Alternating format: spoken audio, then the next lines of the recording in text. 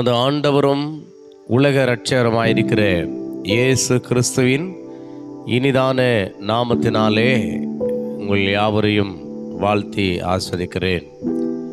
பிரியமான சகோதர சகோதரிகளே, நாம் பரிசுத்த வேதாகமத்திலே பிரசங்கி 6ஆம் அதிகாரத்திலே 1-3 வசனங்களே நாம் தியானிக்கும்படியாக இருக்கிறோம். இங்கே முதல் வசனத்திலே பார்க்கும் பொழுது, சூரியனுக்கு கீழே நான் கண்ட வேறொரு தீங்கும் உண்டு, அது மனுஷருக்குள்ளே பெரும்பாலும் நடந்து வருகிறது. நீங்கள் நினைக்கலாம், பெரும்பாலும் மனுஷருக்குள்ளே நடந்து வருகிற அந்த தீங்கு என்ன நடக்கிறது என்று சொல்லி. அருமையானவர்களே, 2வது வசனத்திலே, அதாவது ஒருவனுக்கு தேவன் செல்வத்தையும் சம்பத்தையும் கனத்தையும் கொடுக்கிறார். அவன் என்ன இச்சித்தாலும் அதெல்லாம் அவனுக்கு குறைவில்லாமல் கிடைக்கும். ஆனாலும் அவைகளை அனுபவிக்கும் சக்தியை தேவன் அவனுக்கு கொடுக்கவில்லை. அந்நிய மனுஷன் அதை அனுபவிக்கிறான். இதுவும் மாயையும் கொடிய நோயுமானது. இந்த உலகத்தில் மனுஷனுக்கு ஆண்டவர் செல்வத்தை கொடுக்கிறாரு, கனத்தை கொடுக்கிறாரு, சம்பத்தை கொடுக்கிறாரு.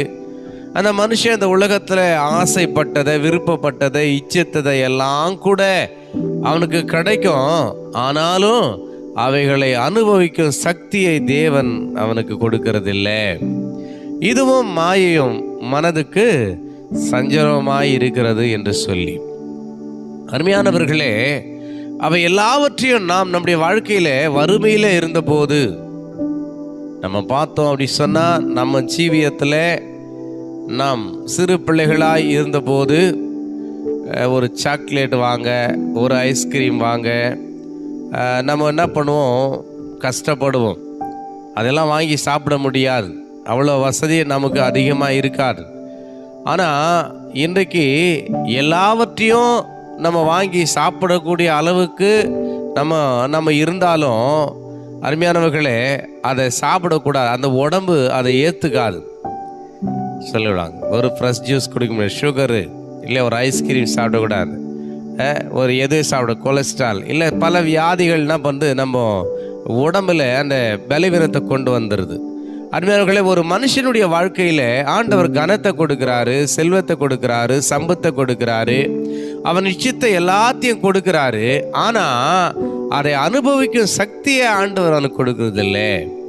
இதுவும் மாயம், இது கொடுமையான வியாதி. இந்த நம்ம வியாதி லிஸ்ட்லேயே இல்லாத ஒரு வியாதி இன்னைக்கு புதுசாக அதை நம்ம கண்டுபிடிச்சிருக்கிறோம். அருமையானவர்களே, இதுவும் மாயம் கொடிய நோயுமானது. எல்லாத்தையும் பெற்று அதை அனுபவிக்க முடியாமல் அதை வேறொருவன் வசத்தில் விட்டுட்டு போகிற ஒரு கொடிய நோய் வாய்ப்பட்ட ஒரு மனுஷனாய் நாம் இருக்கிறோம். அருமையானவர்களே, மனித ஜீவியத்தை நாம் ஜீவிக்கிறோம். ஆகினாலே இதுவும் மாயை என்று வேறு சொல்லுது. நமக்கு அந்தந்த நாளிலே மனுஷனுக்கு என்ன நன்மை தெரியுங்களா? வாழும்போது அருமையானவர்களே, நாம் மற்றவர்களுக்கு நன்மையை செய்வதும், ஆண்டவர் அளிக்கிற நன்மையை மனதார ஏற்று அனுபவிப்பதுமே நமக்கு நன்மை. ஆகினாலே இதுவும் ஒரு கொடுமையான நோயாயிருக்கிறது. கீழே ஒருவன் 100 பிள்ளைகளை பெற்று அநேக வருஷம் ஜீவித்து தீர்காயுசை அடைந்திருந்தாலும் அவன் ஆத்துமா அந்த செல்வத்தால் திருப்தி அடையாமலும் அவனுக்கு பிரேத கல்லறை முதலாய் இல்லாமல் போனாலும் அவனை பார்க்கிலும் கருவழிந்த பிண்டமே வாசி என்கிறேன். என்னன்னா, நமக்கு எல்லாம் கிடைக்குது, ஆனால் எல்லாத்திலும் திருப்தி இல்லை. அருமையானவர்களே, நாம் சிலரை நாம் கேட்கும் பொழுது ஒரு 70 வயசு, 80 வயசு, 85 வயசு உள்ள ஒரு தாத்தாவை, ஒரு பாட்டியை நம்ம பார்த்து, அம்மா நல்லா இருக்கிறீங்களா அப்படின்னா, கண்டிப்பாக அவங்க தேவனுடைய கிருபையில் நான் நல்லா இருக்கிறேன்னு சொல்கிறவங்க குறைவு தான். ஆகினால ஏதோ இருக்கிறேன், ஏன் இருக்கிறேன்னு தெரியல, எதுக்காக வாழறேன்னு தெரியலன்னு சொல்லி அந்த ஜீவனை அவர்கள் சலிப்போடு, அந்த அவங்களுடைய ஜீவன் சலிப்போடு இருக்கிறதை அவர்கள் தங்கள் வார்த்தையில் சொல்லுவதை நாம் கேட்க முடியும். எனக்கு அருமையான சகோதர சகோதரிகளே, இன்றைக்கு இந்த உலகத்தில் திருப்தி இல்லாமல் தான் வாழ்ந்து கொண்டிருக்கிறோம். நம்ம கையில் என்ன இருக்குதோ அதில் திருப்தி இல்லை. நாம் அதை விட்டு வேறொருத்தருடைய கையில் இருக்கிறத பார்க்குறோம். சொல்லுவாங்க ஒரு பழமொழி, இக்கரைக்கு அக்கறை பச்சைன்னு சொல்லி. அங்கே இருக்கிறதா நல்லா இருக்குது, என் கையில் இருக்கிறது நல்லா இல்லை, அதுதான் உயர்ந்தது, என் கையில் இருக்கிறது சரியில்லாதது என்று சொல்லி நாம் நம்முடைய கையில் ஆண்டவர் கொடுத்த நன்மையை, ஆசீர்வாதங்களே, பிரியமானவர்களே நாம் அசட்டை பண்ணி அற்பமாக எண்ணி திருப்தி இல்லாமையே வாழ்க்கையை நடத்தி கொண்டிருக்கிறோம். ஆகினாலே வேறு சொல்றது, ஒருவன் 100 பிள்ளைகளை பெற்று அநேக வருஷம் ஜீவித்து தீர்காயுசை அடைந்திருந்தாலும் அவன் ஆத்மா அந்த செல்வத்தால் திருப்தி அடையாமலும் அவனுக்கு பிரேத கல்லறை முதலாய் இல்லாமல் போனாலும் அவனை பார்க்கலும் கழிவறிந்த பிண்டமே வாசி என்கிறேன். நீ 100 பிள்ளையை பெற்று அநேக வருஷம் பூரணமாய் ஜீவித்து நீ அநேக நன்மைகளை உடையவனாய் இருந்தாலும் அதில் உன் ஆத்மா திருப்தியா இல்லைன்னு சொன்னா, கருவிலே சூரியனை காணாம முதிரா பிண்டம் இல்லையா, சூரியனை காணாம கருவிலே அழிந்த பிண்டமே வாசி, உன்னை விட நல்லது, வாசினா நல்லது, உன்னை விட மேலானது. உயிரோடு இருக்கும் அன்பர்களே, செத்த சிங்கத்தை காட்டிலும் உயிரோடு இருக்கும் நாயே வாசின்னு வேற சொல்லுகிறது. செத்த சிங்கத்தை வச்சு ஒன்றும் செய்ய முடியாது, உயிரோடு இருக்கிற நாயை வச்சு நம்ம ஏதாவது பிரயோஜனப்படுத்திக்கலாம். எனக்கு அன்பானவர்களே, ஆகையினாலே இன்றைக்கு நம்முடைய வாழ்கிற வாழ்க்கையில் திருப்தி இல்லை, செய்கிற வேலை திருப்தி இல்லை, வாழ்கிற வாழ்க்கை திருப்தி இல்லை. அருமையானவர்களே, சாப்பிடுகிற உணவு திருப்தி இல்லை.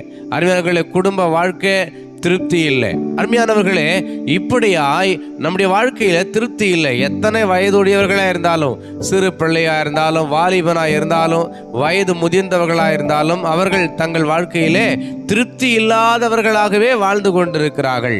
அருமையானவர்களே, இப்படி திருப்தி இல்லாத ஒரு வாழ்க்கையை நாம் வாழ்வோம்னு சொன்னா, நம்மை காட்டிலும் கருவழிந்த கருவிலே அழிந்த பிண்டமே வாசி என்று வேதம் சொல்லுகிறது.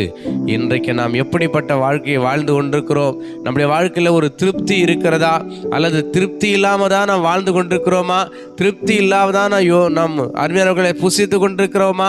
ஆகாய் தீர்க்கதரிசி சொல்றார், நீங்க சாப்பிட்டாலும் திருப்தி இருக்காது, நீங்க வஸ்திரம் உடுத்தினாலும் குளிர் அடங்காது, நீங்க வேசித்தனம் பண்ணினாலும் பெருக மாட்டீங்க, நீங்க திரளாய் விதைத்தம் கொஞ்சமா இருக்கிறீங்க.